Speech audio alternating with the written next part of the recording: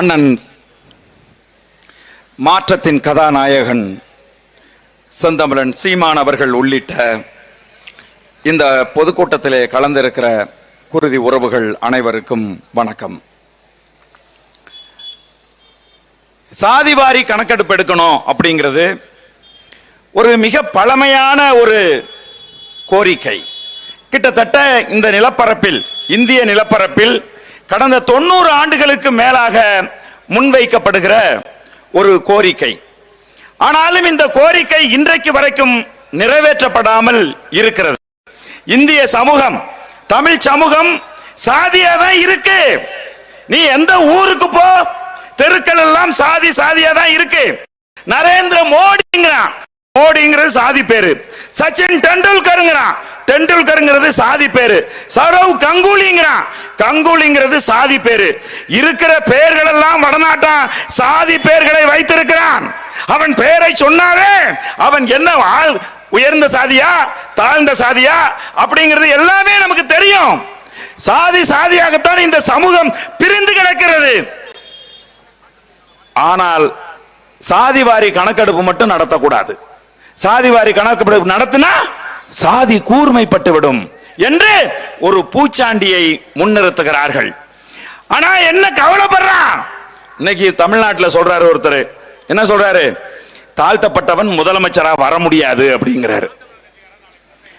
தாழ்த்தப்பட்டவன் ஏன் முதலமைச்சரா வர முடியாது? சாதிவாரி கணக்கெடுப்பு நடத்தல. சாதிவாரி கணக்கெடுப்புக்கும் தாழ்த்தப்பட்டவன் முதலமைச்சரா வர்றதுக்கும் என்னடா சம்பந்தம்? சம்பந்தம் இருக்கு, சம்பந்தம் இருக்கு. எவ்வளவு பேர் தாழ்த்தப்பட்டவன் இந்த நிலப்பரப்புல இருக்கான்? நீங்க பாத்தீங்கன்னா இந்திய அரசியலமைப்பு சட்டம் சொல்லுது, எஸ்சி எஸ்டியை கணக்கெடுக்கலாம்.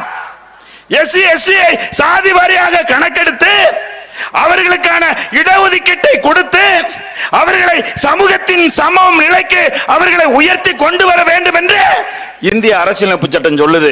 மக்கள் தொகை கணக்கெடுப்பு நடத்துகிற போது எஸ்சி எஸ்டியை மட்டும் கணக்கெடுப்பு நடத்துவான். இப்ப சாதி கூர்மைப்பட்டுச்சா? எஸ்சி எஸ்டி எல்லாம் திமிரி எழுந்து நிக்கிறானா? நான் கேட்கிறேன். ஆகவே நண்பர்களே, இன்னைக்கு பாத்தீங்கன்னா நம்ம அண்ணன் செந்தமிழன் சீமான் ஒரு அரசு அதிகாரியை பார்த்து சொன்னார். என்ன சொன்னார்னா, நீ சாதியை மனதில் வைத்துக் கொண்டு பேசுகிறாய் அப்படின்னு சொன்னார். உடனே அவரு அதுக்கு ஒரு பதிவு போட்டார், சாதிகள் இல்லையடி பாப்பா அப்படின்னு ஒரு பதிவு போட்டார். நான் சொல்றேன், இந்த கூட்டத்தின் வாயிலாக அவருக்கு நான் சொல்லுகின்றேன், நேற்று ஒரு வீடியோ வந்துச்சு. அந்த வீடியோல ஒரு 2 பசங்களை கைது பண்ணி கொண்டு வந்து வச்சு, நீ ஒரு காவல்துறை அதிகாரி என்று தெரிந்தும், அவருடைய மனைவி ஒரு காவல்துறை அதிகாரி என்று தெரிந்தும் அவரை அவதூறாக பேசினாயா, அவரை ஆபாசமாக திட்டினாயா, இணையதளத்துல ட்விட்டர்ல போட்டியா அப்படின்னு சொல்லி ஒரு பெண் காவல்துறை அதிகாரி உட்கார்ந்து அவரை மிரட்டுறாங்க, அவங்க கேள்வி கேட்கிறார்கள். அதன் பிறகு மதிப்புக்குரிய ஐயா வருண் ஐபிஎஸ் அவர்கள் அந்த பையன் 2 பேரையும் நிக்க வச்சு அவர்களுக்கு அறிவுரை சொல்லுகிறார்கள். பெருமதிப்புக்குரிய ஐயா வருண் ஐபிஎஸ் அவர்களே, உங்கள் மனைவியை அவமானகரமாக பேசினால், உங்களுடைய குடும்பத்தை இழிவாக பேசினால் மட்டும்தான் நீங்கள் கைது செய்து கொண்டு வந்து அவர்களுக்கு அறிவுரை சொல்லுவீங்களா?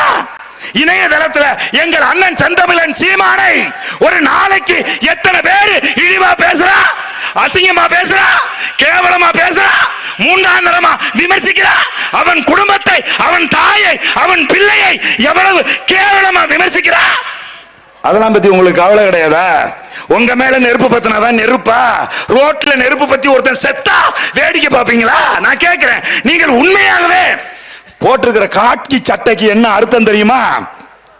மக்கள் சேவை செய்வதற்காக, இந்த மக்கள் நிம்மதியாக வாழ வேண்டும், இந்த மக்கள் பாதுகாப்பாக வாழ வேண்டும் என்பதற்காக உங்களுக்கு கொடுக்கப்பட்டிருக்கக்கூடிய பொறுப்பு காவல்துறை உயர் அதிகாரி.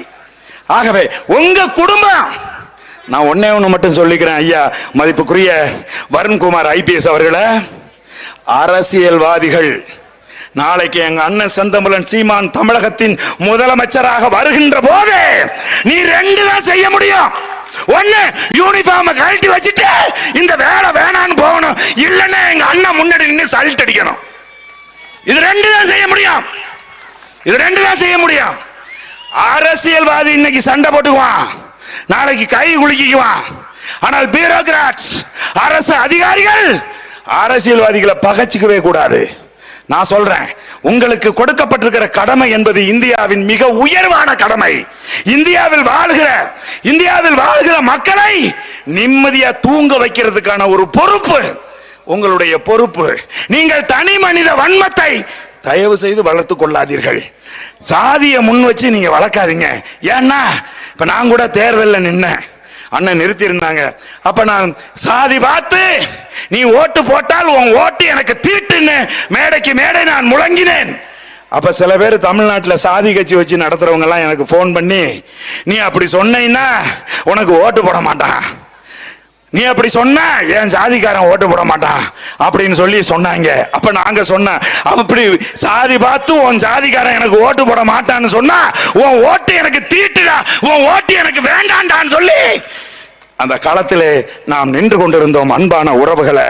அதனால சாதிவாரி கணக்கெடுப்பு அப்படிங்கிறது நாம் தமிழர் கட்சியினுடைய கொள்கைகளில் ஒன்றாக இன்றைக்கு மாறி இருக்கிறது. அந்த சாதிவாரி கணக்கெடுப்பை தமிழக அரசு எவ்வளவு கிளவர் தெரியுமா? எல்லாத்தையும் ரொம்ப கிளவரா தள்ளி விடுவாங்க. சொல்றாங்க, ஐயா மு.க. ஸ்டாலின் அவர்கள் சொல்றாங்க, சாதிவாரி கணக்கெடுப்பை ஒன்றிய அரசு எடுக்க மறுக்கிறது. நம்ம என்ன கேட்கிறோம், நிதிஷ்குமாருக்கு ஒன்றிய அரசு அனுமதி கொடுத்துச்சா? பீகார்ல சாதிவாரி கணக்கெடுப்பு நடத்துவதற்கு அனுமதி கொடுத்துச்சா?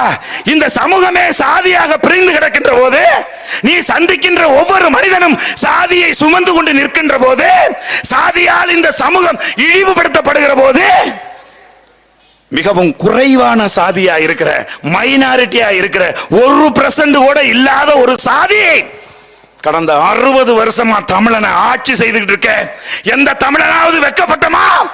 எந்த தமிழனாவது அதற்காக வருத்தப்பட்டமா? கருணாநிதி தமிழன் இல்லைங்கிறது என்னைக்குதான் தெரியும் நமக்கு? என்னைக்கு தெரியும்? அண்ணன் செந்தமிழன் சீமான் இந்த நிலப்பரப்புல வந்து அரசியல் பேசாட்டி கருணாநிதியை தமிழன் தானே நம்பிட்டு இருந்தா? யோசிச்சு பாரு. சாதிவாதி கணக்கெடுப்பு என்பது இந்த சமூகத்தை நேர் செய்வதற்கு, இந்த சமூகத்தை தூய்மைப்படுத்துவதற்கு, யாருக்கு எது போய் சேரணுமோ அவர்களுக்குரிய உரிமை பிரித்து கொடுக்கப்பட வேண்டும் என்பதற்காகத்தான் எங்கள் அண்ணன் செந்தமிழன் சீமான் அவர்கள் மாற்றத்தின் கதாநாயகன், தமிழகத்தை அடியோடு மாற்ற வேண்டும் என்பதற்காகத்தான் இந்த கோரிக்கையை முன்வைத்திருக்கிறார். இந்த கோரிக்கை உறுதியாக 2024 வெற்றி அடையும் என்று கூறி வாய்ப்புக்கு நன்றி கூறி விடைபெறுகிறேன். நாம் தமிழர். கட்சியில் இணைவதற்கான உறுப்பினர் சேர்க்கை முகாம் மேடை அருகே அமைக்கப்பட்டிருக்கிறது. கட்சியில் இணைய விரும்பும் உறவுகள்